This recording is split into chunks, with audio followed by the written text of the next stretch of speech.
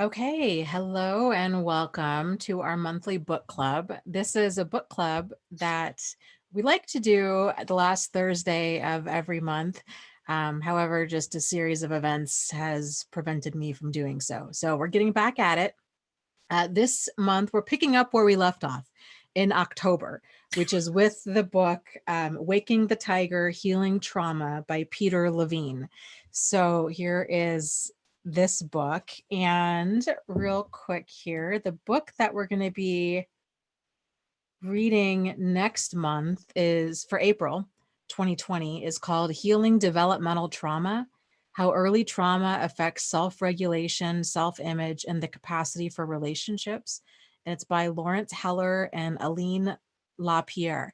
So I also wanted to mention, I know, with the coronavirus, everything being shut down, people not having, money being a concern, check at online at your local library for these books in audiobook format. You can potentially download an app and you can read this book for free. Sometimes if with, I don't know, kind of some more obscure books, I guess like less mainstream fiction, really, the local library might have to order it. So that's just something to consider. Also, Audible is a great way to get books. I forget what it is, like $15 or $20 a month, and you get a handful of credits, and that can be a great way to read audiobooks if you want to go back and revisit them. So today with me is Agatha. So Agatha, welcome. Hi everyone. Yes. And so, yes, we're going to be discussing the book, Waking the Tiger, Healing Trauma. I hmm guess let's just hop into it. What did you think about Well, this? it was months ago. Yes. I think I think a lot that time. Then I don't think about it lately. Yes. So what did you think about it overall? I think it was great. The book really impacted me. I remember that certain things I've read, um, especially about how in different ways we can engage like the biological part of us into healing. That really made sense to me because explained why my healing went like from 0 to 50 or 100 when I started doing more like physical activities in my life. And Okay. yeah, so that was for me like great, this is awesome, because that really gave me like the access to the understanding why would it be good for me Hmm. or for any other survivor. And it's Okay. just Yeah. really packed. Book is packed with so much That, stuff, I thought. Yeah. So yeah. Yes. You are smiling and you're looking really nicely today. oh, sorry. It's my internet. My internet's cutting in and out. I missed the last part of what you said. Oh, okay, sorry. No, I was just saying it's great, to see that connection. And then there was just so many different information that I really liked. And I made lots of notes that I had not enough time to even read through it today. That's how Mhm. complex my notes were. So it's a good book. I will recommend it to people. Yes, yes. There are, just kind of a heads up for what it's worth. There are several different cases that he talks about in there hmm that can be kind of upsetting. So hmm I would just say consider yourself warned if you're going to read the book, because um, I was kind of reading through some of the Amazon reviews too. I just always do that to see what people like and don't hmm like, whatever. And a handful of people had mentioned that, and that's kind of the case, I think, with a lot of books on trauma. Uh, hmm a lot of people get upset because they feel really caught off guard because they're thinking, oh, it's going to be about healing trauma, and then this kind of triggering example is dropped in without any warning. So um, just know that. But yes, I would agree. Overall, it's a what makes this book different than most books is that, like you were saying, it talks about healing in terms of a more biological approach versus a more psychological approach. Can I So, can I add to that? uh-huh. That was actually my favorite thing because it actually shows the seriousness of the trauma in our body, how deep it can go. Okay. And I think every person that ever thought that people can just shake off from anything bad that happened to them, like if they read that book, if they only knew how deep the trauma can go, like they would literally never ever said that to anyone again. Yes. Yes. And so one of the things, so he talks in the book, he makes a distinction between biological, um, he talks about the significance of how trauma is stored in the body. So the whole concept of the book is that trauma is experienced in the body. And that actually, let me pull up my notes and I'll just kind of start there. He believes that the author believes that PTSD is not a pathology or something to be managed, but that instead it's a result of a natural process gone awry. And that traumatic symptoms are the result of the frozen residue of energy that has not been discharged after a traumatic event. This Mm-hmm. residue remains trapped in our nervous system, wreaking havoc on our minds, bodies, spirits, and like you'd mentioned, offspring Behavior. Yeah. behavior. Yeah.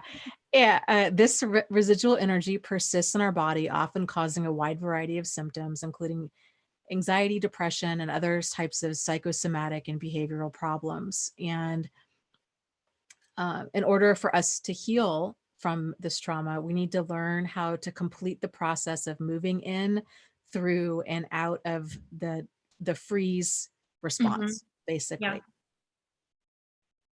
And so the title of the book comes from uh, his he had a patient, and um, he'd also done some studies on animals, and or had read some studies on animals. I forget how he became familiar with this, but he'd noticed that animals in the wild experience traumatic events all the time. That was a part of their daily life. Like they're getting chased down by a lion, or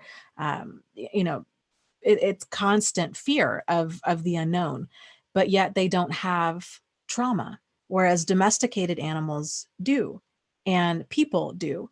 And so his theory is that wild animals, a large part of why they don't experience traumatic symptoms is they're able to run off.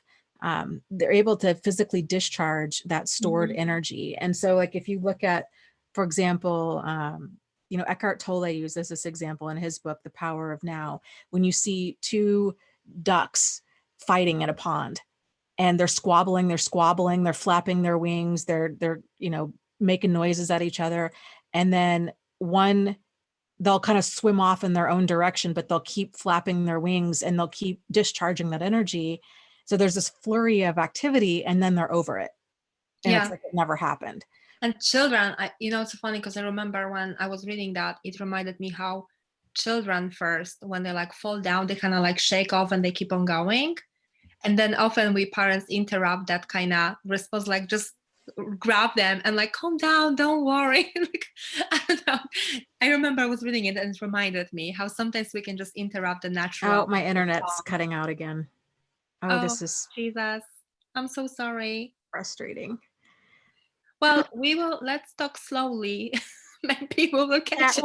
well, real quick, can you see if you can repeat what you said, and I'll see if I Yes, can of still course. hear you. I Okay. was just saying that the ducks things, it reminds me when children sometimes fight or like fall down and they have this natural response to it that is often completely different than adults want them to respond. Like, the kid will fall down or something and they just like shake off and they keep on going. And the parents sometimes stab them and like tries to calm them down and stuff like that. I don't know. Mhm. That always reminds me that it's very similar thing. So Yeah, or the child starts crying, right? And I think that's another way that we yeah, as human beings tend to kind of discharge that fear, is yeah, it's just an overload yeah. of emotion when we cry. And And parents but we stabs try it. to yeah, but we try to stop that, and we try to comfort other people, or even ourselves, hmm thinking, big girls or big boys don't cry, and hmm we just need to suck it up. And so what we're really doing is we're suppressing that that important biological need to discharge that energy so it doesn't get stuck in our system.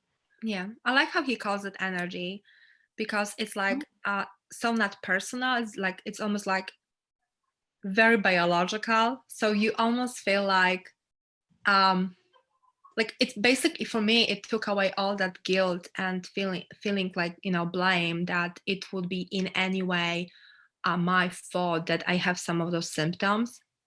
Because it's like energy is like, not personal, basically. It's just that thing that happens, that reaction that happens in your body. I Hmm. don't know, I just love that he does it. Because like if he would say like there was like stuck emotion only, I would kind of feel that I'm more responsible because it's my emotion. Like, I don't know, like for me, it was so helpful that he calls it energy. Hmm. Like, it's like Yeah. it just has to do with my nervous system. And I don't know, it was just Yes. great. Yeah. Yeah, I agree. I agree with that. I think it takes a lot of the pressure, Mm-hmm. feelings of guilt and shame and Mm-hmm. embarrassment away, because it's like, nope, this is just a completely natural biological process. And if it's not allowed to complete itself, Mm-hmm. then these are the results of that. And Yeah. he talks about in the book that the catch with trauma is it varies so much from person to person. And Mhm. so what might be perceived as traumatic by one person might not be to another. And I should also add that this whole approach that he has to understanding and processing trauma is more for um, shock trauma, like one-time traumatic events, like being in a car accident, traumatic medical procedure, being robbed, like a one-time kind of thing, not developmental trauma. Although I would be curious, because my guess would be, the body keeps the score talks about this, and it talks about it as well as in terms of The childhood longer. trauma. Yeah. Yeah. My guess is that he was just working with people who have more like one-time events, like strong, shocking, traumatic events. Um, and I don't remember what happened with this one woman that he was using as an example, because I just really don't remember. Maybe there was something more prolonged over there. But so my guess are those two things. He just worked more with people like this. And the second is that I believe that his approach is not like you can just use his approach, like single it out and use only that. This has to be in connection with other types of therapy. And like I felt like I told you like some of the things from that he explained, about how like processing the event but in a more victorious successful way in your head, like imagine like for example that you thought of the person that attacked you. Like I felt like I had a very similar experience during my boxing class one time, when I literally like felt like I'm doing that when I was training myself to like fight off the danger. And so it helped, like I could really see connection to the things that happened just one or two times in my life, and they were like this one time events. uh, I don't see how exactly it would apply with like a prolonged kind of abuse. I don't see it, but I guess the skilled therapist could kind of adjust it to those settings. That's just my guess. I don't know, because I think there's so much power in processing trauma on the biological level. And we really, like you said it before, and he wrote it, how the psychologists like lip service, and they only talk about how trauma impacts both the like the biological and Oh, the you're cutting out again. blood. I'm cutting out, are you cutting out? I wonder who's cutting out. So, This okay, will be I don't fun. know if you guys can hear me. Let's see, can we check in the chat how does this Can you guys hear? go? Okay, now the sound is back. It's my connection. I was having this happen last night too. Oh, gotcha. I'm so sorry, that's so crazy. It's Well, frustrating. I- Yeah. I'm just gonna repeat in a shorter while. My guess is really that it works more with the one-time event, because I can see that would happen for me in my personal experience. But I think um, he addresses something that is not addressed by psychology. How to actually Yes. impact that biological, part of the trauma. And the skilled therapist, maybe there's a therapy like this, we just don't know about it, because they could probably adjust it to the more prolonged experience of trauma as well. Maybe in a different way, though. I think if Pete Walker, his book about CPTSD talks about the fight, flight, freeze. And he also identifies the friend or the fawn, we calls it the fawn response, but the, Mhm. the friend befriending another person kind of response. And these defense mechanisms are always present. So even though in Peter Levine, it sounds like his primary use of this kind of somatic, body oriented type therapy had to do with one-time traumatic events. Mm-hmm. Pete Walker builds on this, I would say, and his focus is more focusing on the developmental trauma. So if Mm-hmm. you remember in Pete Walker's book, he talks about, okay, if a person then gets stuck in these different types of defenses, like the fight mode, the freeze Mm-hmm. mode, the friend mode, whatever, these then lead to what we now know as or what are considered personality disorders. Yeah. And which I think he's absolutely right on. So this, I would say Pete Walker's book kind of builds upon this. The challenge is if there's significant trauma, well, actually, if there's trauma to a person and one of their defenses, their fight, flight, freeze, or friend response goes off, if that's not processed quickly, then their personality, it starts to be incorporated into their personality. Yeah. And then it's a bigger challenge to untangle all of that, kind of across the board. But what I think you were talking about this earlier, but the volume kept cutting out. That he was talking about one patient of his who was having this ongoing challenge with anxiety, and Mm-hmm. he, out of the blue, had this idea to tell her, pretend there's a tiger behind you, run. And so instead of trying to suppress the anxiety and soothe her and do meditation or relaxation, he was trying to get those emotions to surface so she'd run from the tiger. And then it was like, okay, then find a tree. Okay, you're climbing up the tree, you're safe. And then it was letting that emotion peak and Mm-hmm. then get back to the baseline and be able to process. So then there's that sense of relief, then there was that sense of calm, and then you're Mm-hmm. able to return to that feeling of, okay, I'm safe now. Yeah. Well, maybe we should a little bit back it up, because I think Sure. that talking about this woman, I mean, we know what we're talking about, but I don't think people in the chat will exactly know what we're talking about. So why this happens? So we said before that, everyone during any kind of trauma has a response to it, and the natural cycle of it is that you either fight off the danger or you flight away from it, right? Those are like the most effective responses. And then if you are not capable of doing those two, basically what you're doing, you freeze. So like you mentioned before, in the nature, like the gazelle, they freeze and they pretend they are dead. Like if they know they cannot outrun the lion, and gazelle is not capable of fighting off the lion, just make some kind of sound if you cannot hear me, because I don't know if you can hear me all the time. Oh, okay.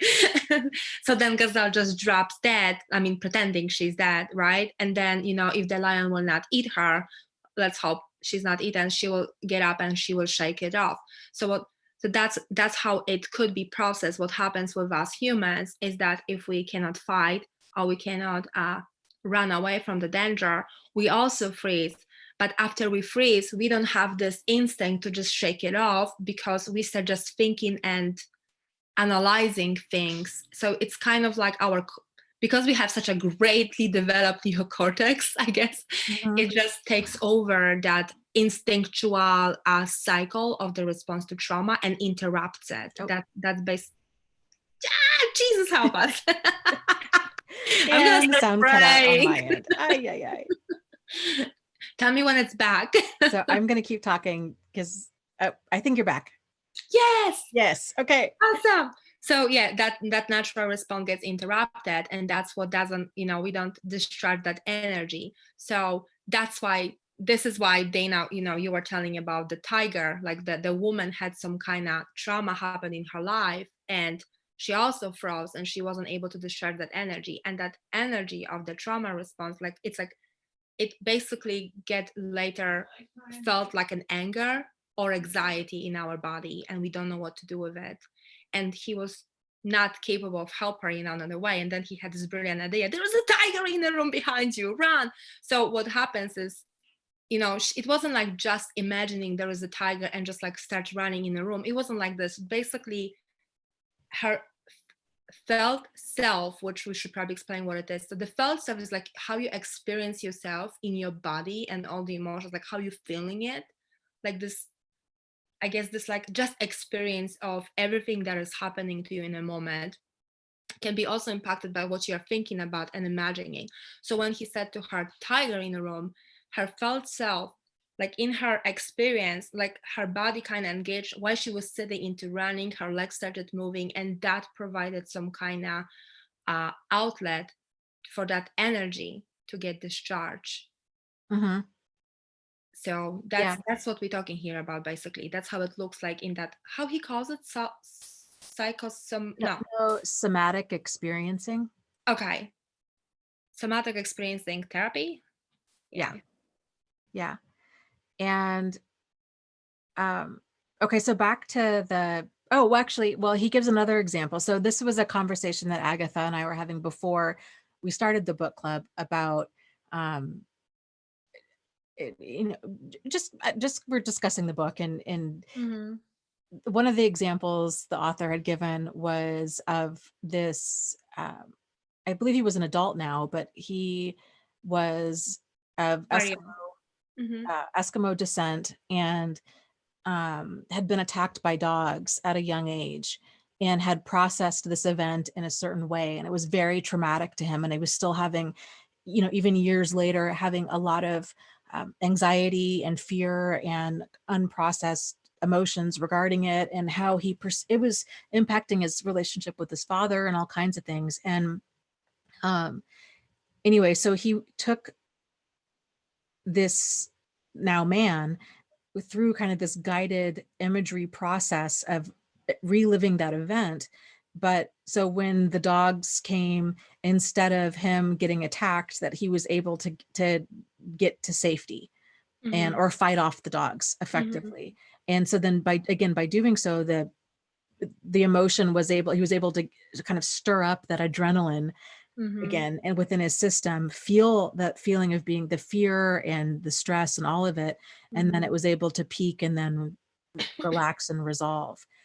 What I think when he was describing the situation, he actually said that the person is having like body sensation throughout this. Uh, and so you just don't imagine yourself running out. You literally like your legs are being engaged. So you kind of like run in place while you are sitting, like just engage your legs and engage your hands, like in fighting, if you can make some kind of gesture, which I think it's so, I don't know, I love that. When I was reading Yeah. it, I was thinking how powerful our brain is, because I think human, I don't remember, if I may be completely wrong, mistaken, but I think he actually said in a book that humans are the only one that are capable of doing it just by thinking and imagining that situation, that traumatic situation, and just reliving it, reenacting it, through our experience. So we don't have to actually go and run out physically, in and kind of recreate the situation in life. We can just do it with our experience, because we have, our brains are so capable of doing it. And just like, Hmm. one thing he said that was so brilliant, because he said that, the same as trauma response, uh it's like a natural process built in our body. The same healing is literally like a natural process built in our body. So I thought that was great, because everyone who ever I know how everyone who ever experienced traumatic, like we feel like we failed, like we are failure, like we didn't do it right. And he says, no, you didn't do anything wrong. It's just that the trauma response, got stepped toward it. You didn't do anything right, and you are more than capable of actually Oh, you're cutting processing. out again. Oh, Jesus. Hold that thought. It'll come back. I know, I'm in gonna just 10 dance in seconds the or so. meantime.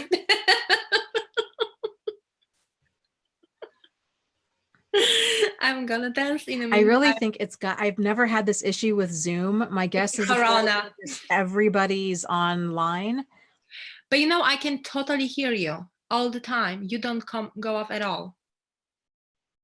Hmm. Yeah. Weird. So Uh, oh, what were you saying? Do you remember?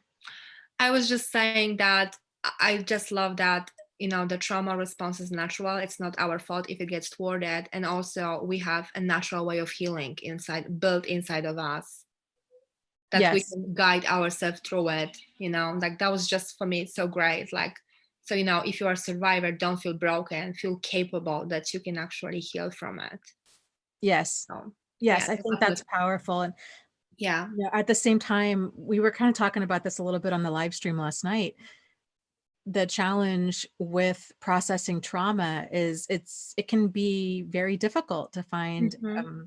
a good therapist or life coach or somebody that's Hmm. really able to effectively help. And Kevin had made a comment last night about this, and he said he's like, I feel like I need a skilled surgeon, somebody with a high a high level of experience and a solid skill set in order to help me process this trauma, but yet I feel like I am a Hold on. guinea pig. The people said they can hear us all the time just fine. Both. Weird. Life is weird during pandemic. Yes, it is. Huh. Yeah, it was the other Kevin.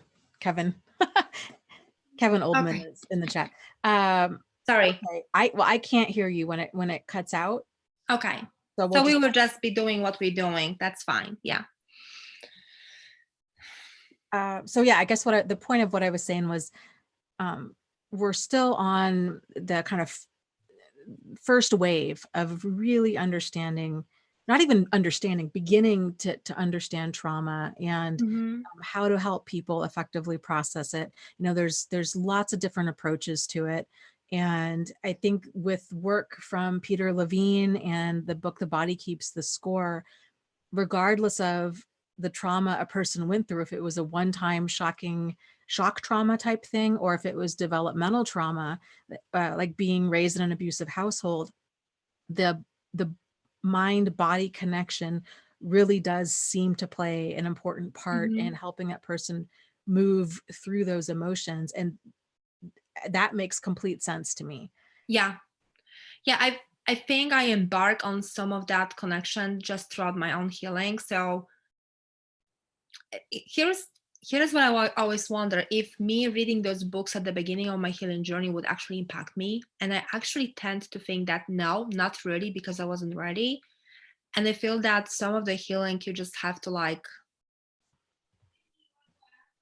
make it work as you go at the very beginning. It's just a tough journey at the very beginning. What books are you talking about? Like The Body Keeps the Score, or like even this book now, Oh, the Tiger. I don't think those books are so important, but I don't think they would impact anything, because I don't think I would have access to understanding lots of that. I agree, that's a really valid point. I think Yeah. that kind of stuff, it seems so far away from what we need to heal that it can feel completely unrelated and Yeah. be really frustrating. That's a really, really valid point. And the other thing is, because like, so when I read this book right now, I read it and it makes sense to me, and actually seems like it's simple to heal because I've healed already so much. So Mhm. now it becomes more simple to like just attack certain issue. But at the very beginning, if someone would tell me that anything about my healing is easy and simple, I think I would kill them because I would feel Yeah. so invalidated, and it just would be that like I would just feel judged. Like, what do you think? There was something wrong with me? I cannot heal. I don't know. Yeah. So yeah, it's hard. Yeah. And like you'd mentioned, I think this kind of approach with, going through, because like we were saying, he mentions, he gives two different examples. One lady who is kind of going through this anxiety moment, and he says, visualize a tiger, run, get safe, and then, do that. And then the Eskimo boy who, he actually went through that exact same event and rewrote that event. And um, I think there's different ways that can be done.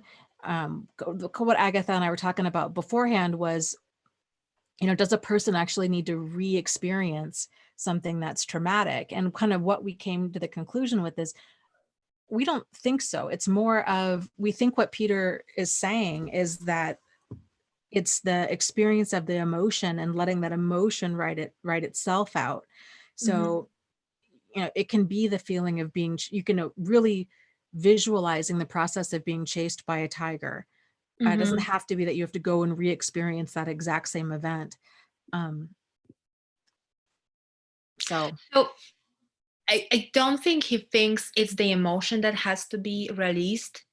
He just thinks that there is actually biological energy that is trapped in your body that would be used like in a normal time. This is literally just like energy that you would use if you hit somebody, because that, for your body to respond to trauma, it gives you adrenaline and it produces energy, so you are capable of fighting somebody out or running away.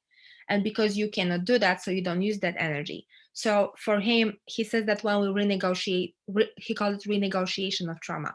When we do that, it's not so we like express our anger or express our anxiety, because I think that would be re-traumatizing. He only says it's literally, that's why you almost like pretend that it went other way and you were able to fight it off or run away from it, because just imagining the successful trauma response gives you access to process that energy. What I'm wondering, if you have to do it only once or twice, that's what or few times, if it's like lots of that energy, because I think it builds up. That was my actual question. I was reading the book. But I think if I think that's why he has the problem with just the cognitive behavioral therapy or any kind of talking therapy, because he thinks just talking about what had happened to you is actually re-traumatizing you. But imagining your positive and successful response of what happened to you, that is not re-traumatizing. That gives you an I think it also gives you a way to see yourself as someone who's capable of not being re-traumatized in the future, on top of that energy being, discharged. So, yeah, no. he has a book I came across. Oh, let me see if no, I don't have the screen up still. It's a book written for geared towards helping children process trauma. And and the focus is on helping them process trauma, basically through helping them cultivate resiliency.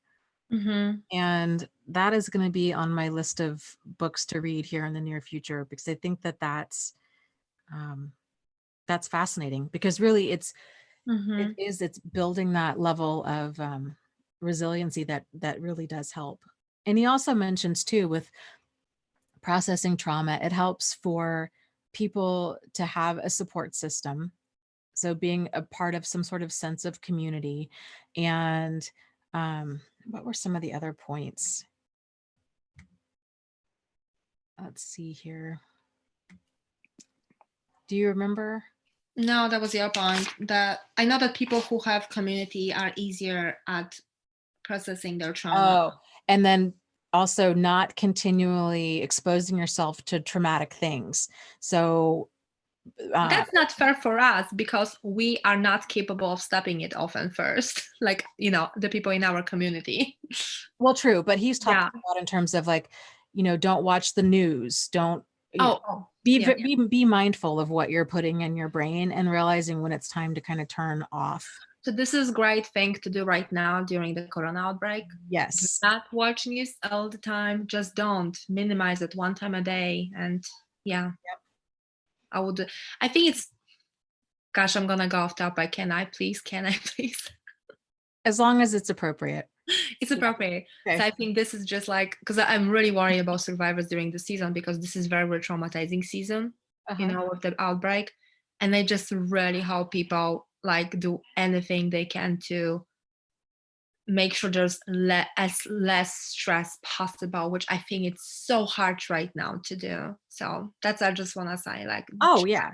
yeah, try to not re-traumatize yourself too much, because it's just tough. Yeah.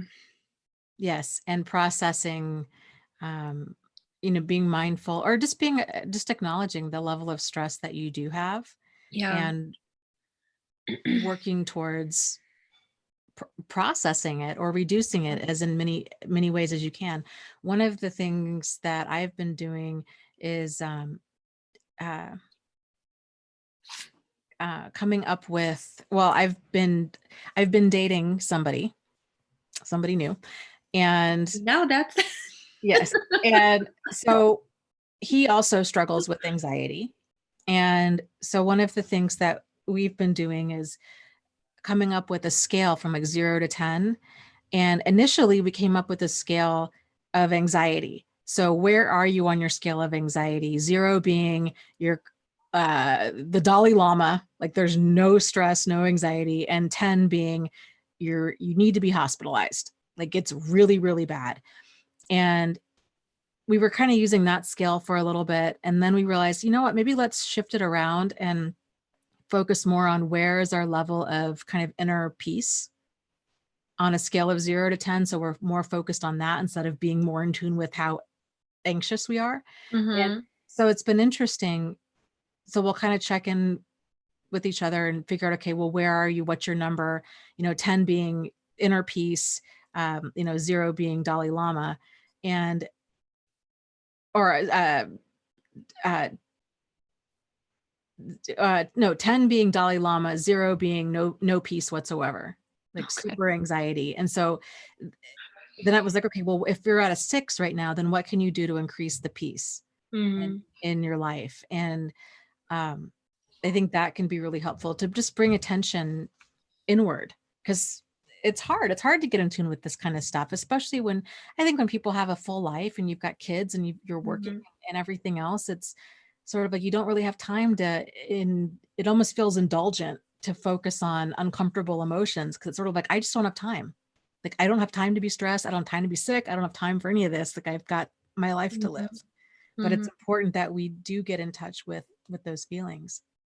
Yeah, well, that's why I think, going back to the book, I really like the idea of the felt self, because, often we just think about everything that's happening in our life, and, we just process it at that cognitive level, when so much experience that really truly just needs to be experienced, through this. I like to call it that animalistic part of us, because, we are still like very developed animals. Mhm. So, yeah, but I just like that, because I think like lots of things that happened in my life, like if I just had access to processing it, as I go through, through the experience, just with my focusing on my experience, it will be way easier than, trying to reach that experience later. So, yeah. If you guys hear my voice, I'm a little bit sick, but I don't think I have a virus, but I'm struggling with a little cold slash allergies. So if I cough, don't panic. Mm. Yes. So, but yeah. Let's see, were there any points Um, that you wanted to bring up? well, so I want to talk about the bird, Okay.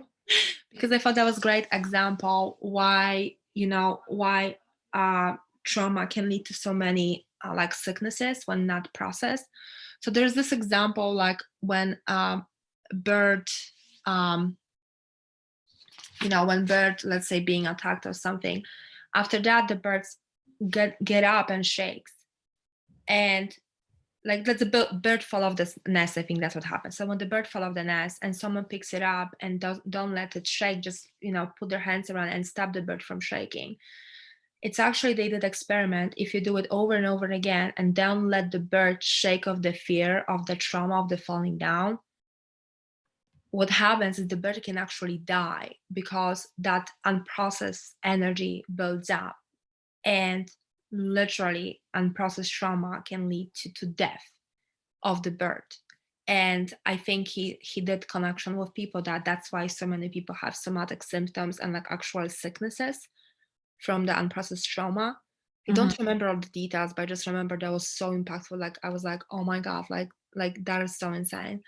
But it makes so much sense, because we do experience so many like somatic illnesses after experiencing, especially prolonged trauma, because it's all builds up.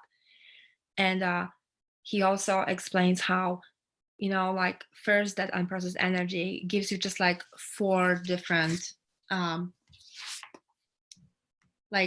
symptoms, and if they not, it's like they grow into this huge tree of so many different symptoms. It's like I have 2 pages of notes how many symptoms we can have from trauma. So I don't know, like I think it's so important just to, I have hard time focusing today, I have to say it, I'm sorry. It's so important to see how trauma can really impact us on so many different levels. And it's just, don't laugh at it, basically. Like it's I almost want to say, like, we need to get serious about healing, because if it's unprocessed, if it's not addressed, it's getting worse, not better. And I think it's important to be serious about it, like really have, like commit to finding a way to heal, and don't give up on yourself, find a way to heal. Like it's just like really important. Yeah, and so and I don't know if I touched on this or not earlier, but the main difference between this book and a lot of other books on, well, I guess two main differences between this book and other books on trauma is the focus of this book is really focused on the physical results of trauma and that stored energy in the body, whereas other books on trauma are focused more on um, cognitively processing trauma. And Mhm. um, oh gosh, what was the second point I was going to make? Shoot. Hold it, because I just remember something. I Okay. think you actually said that too much focusing on analyzing and managing all the different, like during the therapy, that can actually prolong our freeze response even more. I just remembered what I was going to say. All right, go ahead. Say. The this book, so a lot of books on trauma also talk about basically managing stress Yeah, yeah, yeah, through like relaxation, meditation, yeah. calming that stress response down.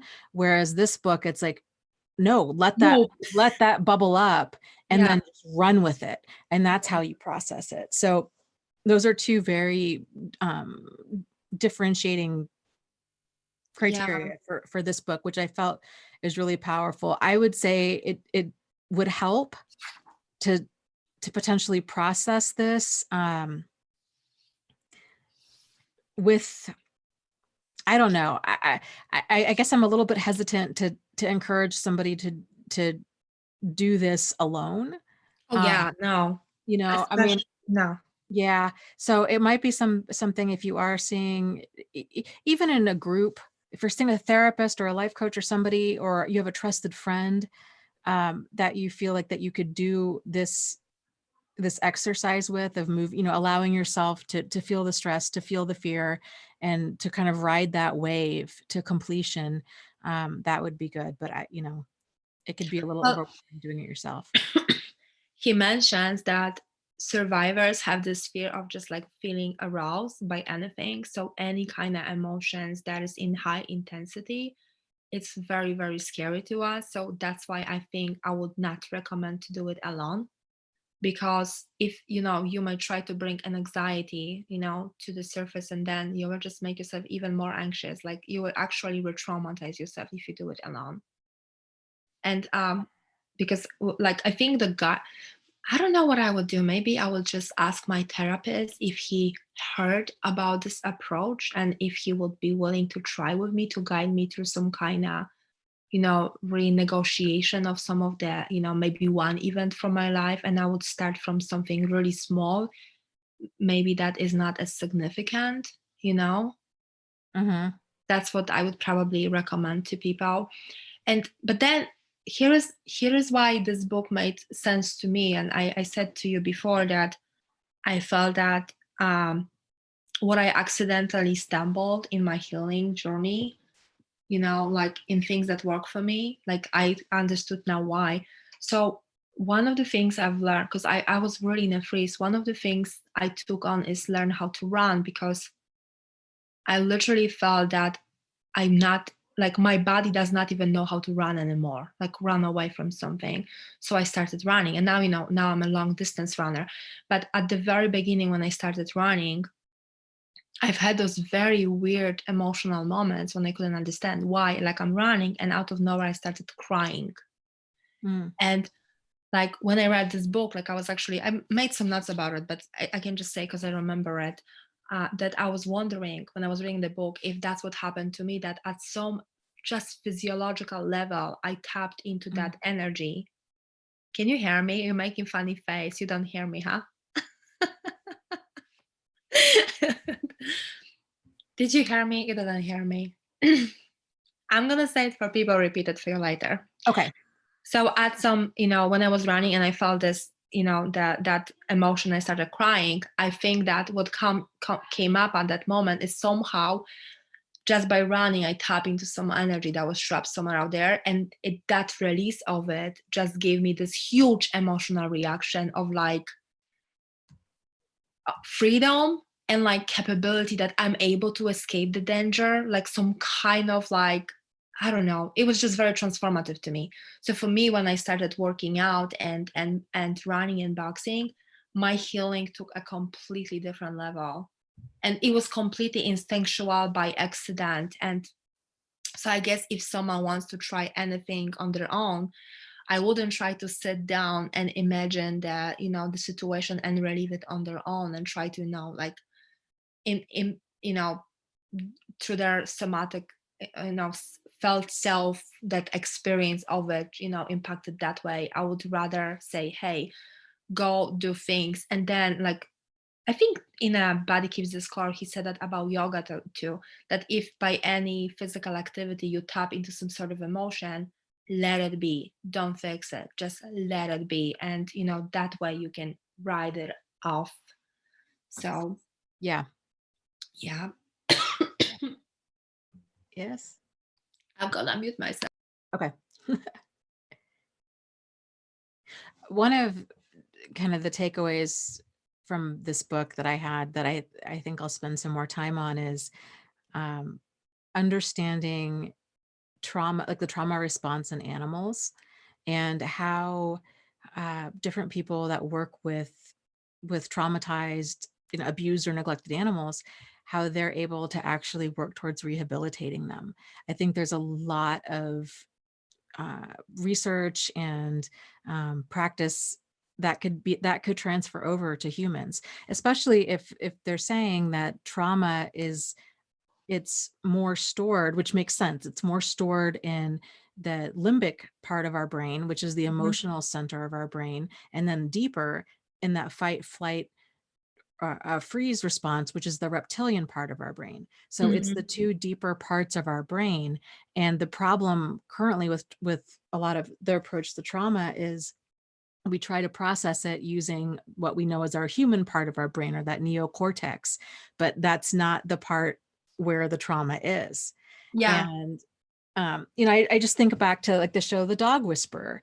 And he would always have him, before he would try to work with him, he would get his rollerblades on and he would go out and he'd run those dogs hard. And then when they'd run off all of that anxious energy, that's when he would start working with them. And he had a pack of dogs that had already been rehabilitated, that had appropriate behavior. And then he would introduce this dysregulated dog in with them. So this new dog was completely surrounded at all times, um, you know, by appropriate behavior. So he was able to learn by modeling and like what was accepted within the group. He was able to have that social interaction. He was able to run off all of that anxious energy, and just given an appropriate outlet for it. I think there's a lot Yeah. to it. That's why I'm a big fan of like self-defense classes for victims of Mhm. sexual assault. I think they are brilliant because, and I think they are very emotional for women or men, if it happens to men. Like I know one of the class I've had, it wasn't not designated for it, but it happened kind of by accident when the trainer like swing the heavy bag on me, and he said to me, push it as hard as possible away from yourself so you can like free yourself from that person. That literally got me into like this experience of when someone was, on me and stopping me. So I hope I'm not triggering anyone, but it may be triggering, so I'm so sorry. But like just pushing this bag away, so I remember the feeling. It was just like to know that you can protect yourself, like just not to know here, because everyone tells you you can, but like to feel with your body that you're actually capable of pushing someone away. It's very transformative. So like the the author of the book, he says that if you renegotiate the trauma, what happens, you literally are being transformed by that experience, and you start knowing yourself, like this gut feeling on that gut level, knowing yourself as a completely different person. And I can totally relate to it, like just through this one experience of Mhm. the heavy bag. Like I felt that something that moment changed, and it was like priceless. So I think if you have an opportunity to go, especially for like self defense class for survivors of abuse, I think that would be a great thing to do for everyone. So Yeah, it's interesting too. In this book, he talks about um, not necessarily needing to address the trauma, but addressing the symptoms.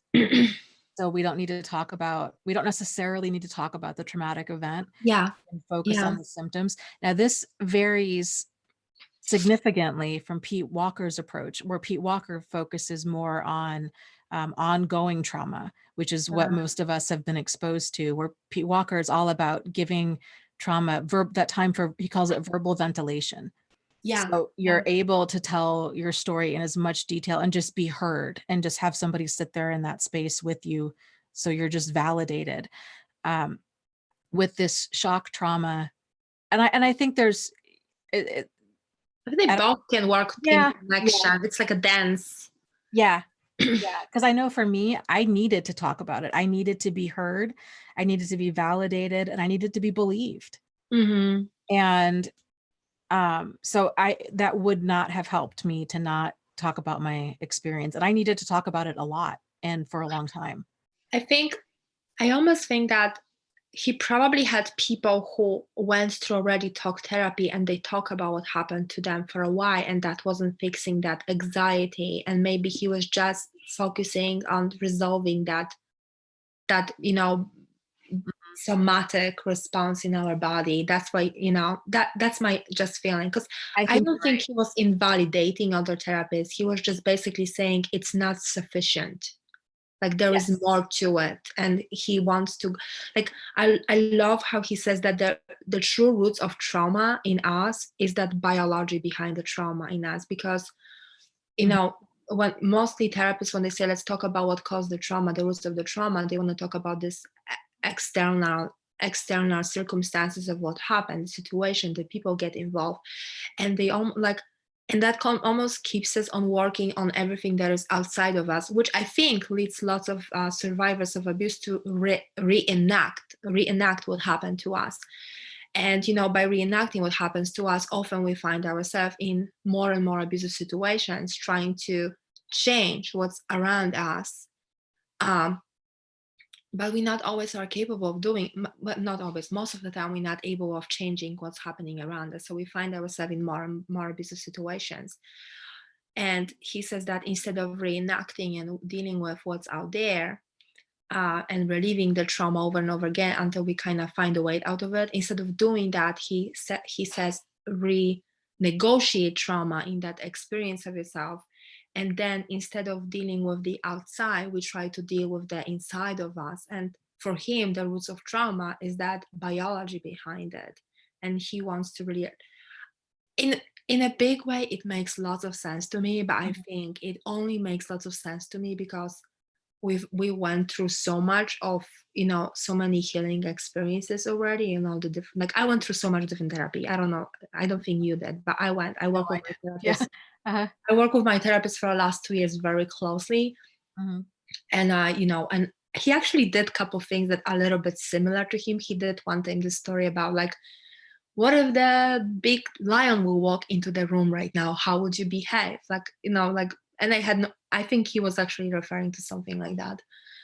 But yeah, it's like there was a difference in how he addresses, and I think I love that he's focusing on the inside, because no one else does really that in such a deep level, I think. Hmm. Yeah. Yeah, I agree. I think this therapy that he came up with, the somatic experiencing, uh, it would be helpful early on, but like you were saying, it's if we were to pick up a book about this when we were fresh out, it would have felt completely irrelevant. And I think having a therapist or a trauma coach or whoever who can really couch this concept in the appropriate context and be like, okay, you know what? Here's the deal. We're just on the first wave of understanding therapy. Yeah. Here's a wide variety of therapies that have been shown to work. Here's what they're about. Um, let's we're going to work through this. You're going to have to let me know how this is working for you because everybody's different, and kind of adjusting as needed.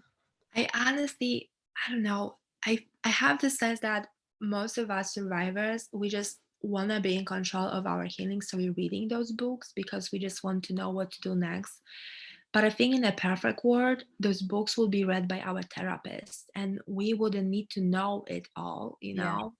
because it's like, that's unfortunate. That's still like the biggest responsibility of healing is on us survivors, when we often need to figure out what just happened, how can we deal with it, and we still reading all those books, and it's almost like inappropriate, some of the books we're reading, like we shouldn't need to read those books. Yeah, So that's what's always upsetting to me.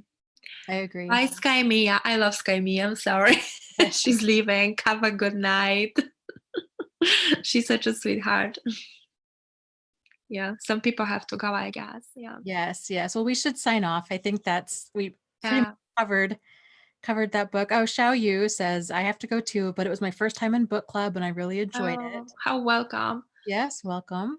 Welcome. And Can we, before we go, I mean, do that, and I just want to do one little thing about what happens when the first aid in trauma, just very quickly, because I think that's really good and helpful. okay. That's a quick one. So just real quick, I am going to be adding the book club list of books that we're going to be reading for the rest of this year. It'll be on my website in the next, probably by Sunday. We'll just say by Sunday. So thriveafterabuse.com, and it'll be under book club there. So, okay, Agatha, go for it. I just want to say this because I thought that can be helpful. So this is what he created, something like a first aid in trauma. So if someone have experienced some kind of trauma in your life around you, like now, this is how you can help them. So for example, like somebody was in a car accident, can happen to all of us, right? So first of all, you have to say, saving life is the priority. Uh, then second is you try to stop people from jumping or doing something. Keep people still and stay with them to not interrupt some of the energy discharge. Once again, energy isn't discharged by running or doing something at this point, but by staying in the felt self and shivering and trembling while still. So when you see someone after accident or something happen shake, let them shake. Do not try to stop them shake. Keep them warm. If the accident wasn't serious and it wouldn't be dangerous or painful for them to describe how they feel, and focus on their body sensation, encourage it and be present to help them discharge this energy. Tell them that it's okay to shake, even if it's 15-20 minutes. Like, you want to just reassure that it's fine, however they are reacting to it. Stay with them if possible, and also, if possible, have someone help you process that event too. So when you witness someone, in an accident and you're trying to help them, you also being traumatized at this moment. Maybe not in the same level, or maybe even more if you're a more sensitive person, which is okay, because different things can traumatize different people on different levels. Now, the stage 2 of it, so the person is either in a hospital or at home. So here also, first of all, you need to be like telling the person that everyone needs time to regenerate, to reintegrate themselves. So nobody should just go to work, even if something small happened. Nobody should go to work the next day. Everyone needs to stay home for a little bit. And any kind of moments of shaking is natural and it's okay. Stage 3. So this is when people starting to access and renegotiate trauma. So accessing the stored energy of trauma, focusing first on the peripheral, it's very important. So here is, and he said it before in other things too, to take it slow is to take it fast. So rushing through it is never the right way. The slower you go, the better it is. So sometimes people will focus on like this farthest from the incident memory, and that's okay if they just want to talk about it first and just feel it. You want to always gently direct the person towards their body sensation to hear them express how they feel. So you wanna hear them saying things like, I feel sick to my stomach, I feel pain. And you can just ask them about it directly. The more relaxed they are, the more deeper questions you can ask people about their body sensation. So the more relaxed people are, the more close to the core of the incident they can, go with you. And that also applies to you. So if it happens, like I'm not saying it for so you know how to act when things happen to other people, but also if it happens in your life to you, like it's good to know like what is the proper way of getting the help through the trauma situation in your life. And I think that can help us to not to accumulate any more like energy and have any more symptoms in the future. I don't know. Mhm. So yeah, Yeah, everyone that stay was healthy. well, and with trauma you see on various, oh, I don't know, like Law and Order type shows, right? Like there's this traumatic event and a police officer comes over and Hmm. or the detective or whoever, and they give the person a blanket and a cup of coffee. And I remember when I was going through nursing school, one of the many things that we learned there was to not ever give a person something to eat or drink right after a trauma, because you go into shock. Yeah. And when you're in shock, you're not thinking clearly. And there's physiological changes that are occurring. So your blood is rushing to all of your vital organs. So your blood, that's why people get cold. That's why they Yeah. shake um, when they're in shock. But if a person's eating or drinking, then your blood is rushing to your stomach to help with digestion. And it can cause lightheadedness and all kinds of issues. So Don't give people coffee then. right. Don't nothing to eat or drink. So just a blanket is helpful, and talking to them, trying to get them still. He talks about this a little bit in a book, like most people are dazed and confused. And it's it's amazing the effects of adrenaline, how something can Yeah. happen. I mean, a person can be shot and not realize it for quite a while until they start seeing blood. So Yeah. with that kind of stuff,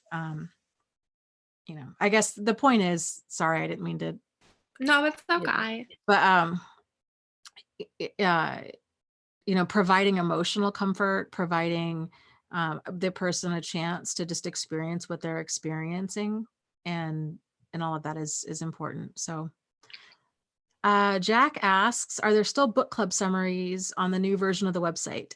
Not yet, but that will be returning. And same with the list of books that we'll be reading for the remainder of this year. Yeah. With that said, you guys, thank you so much for being here. I appreciate your patience with all of this. And book Yeah. club will be the last Thursday of April.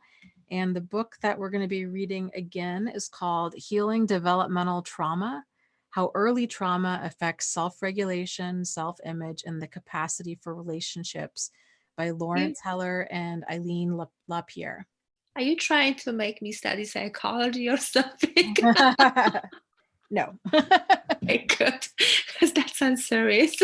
Yeah, it does sound. I checked I'm it. like, what? The reviews said it was a digestible book. So I'm Okay. gonna start reading it soon. And if it's Okay, there's like 50 pages of research. yeah, if it's too packed, then we'll find something else. But No, it's all good. I like that. I like that stuff. So it's okay, good. you Yeah. guys take care, stay safe. Just send in lots of Wash love, your hands. guys. Yes, yes. So take care. We'll see you next time. Yeah, we see you. Thank you. Bye, Dana. Bye.